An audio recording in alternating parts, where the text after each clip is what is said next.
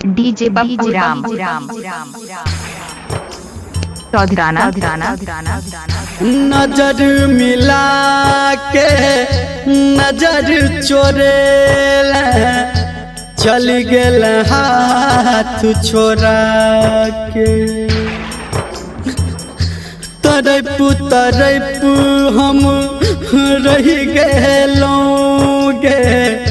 थकलन मुँह घुमा के कसम से भुला दे जान गे कसम से भुला दे जान गे आ प्रेम में हमारा जहिना आ प्रेम में हमारा जहिना बना दिल आन गे कसम से भुला दे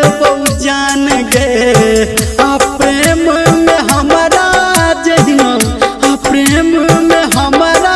जहिना बना दिल आन गे कसम से भुला दे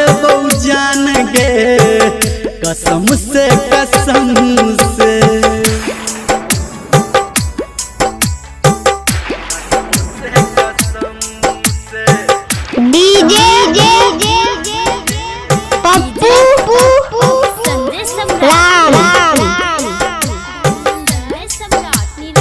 घर चौधराना दीवाना तोहर हम रहियो गे प्यारा नजर में आप तोरा भेलियो आवारा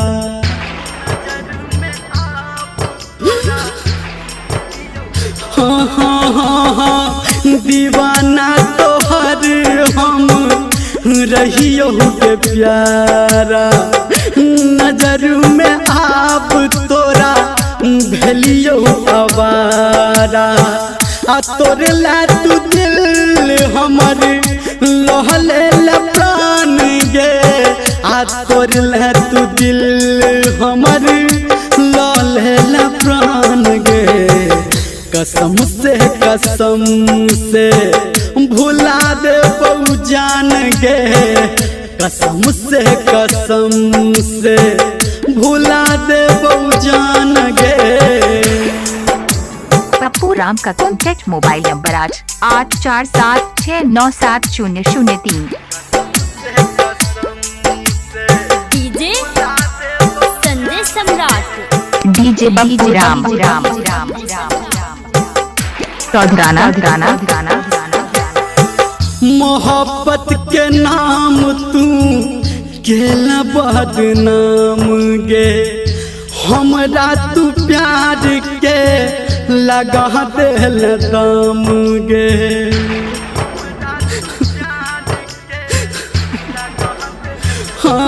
हाँ मोहब्बत के नाम तू केला बदनाम गे हमरा तू प्यार के लगा दिल दाम गे कहो धर्मेंद्र तोरा सुन खोल कान गे कहो संजय गौतम तोरा सुन खोल कान गे कसम से भुला दे जान गे कसम से भुला दे जान गे आ प्रेम में हमारा जहिना आ प्रेम में हमारा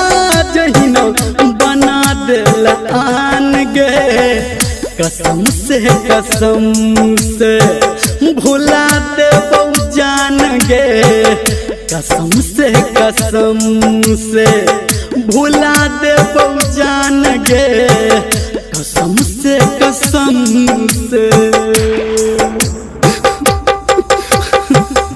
डीजे पप्पू राम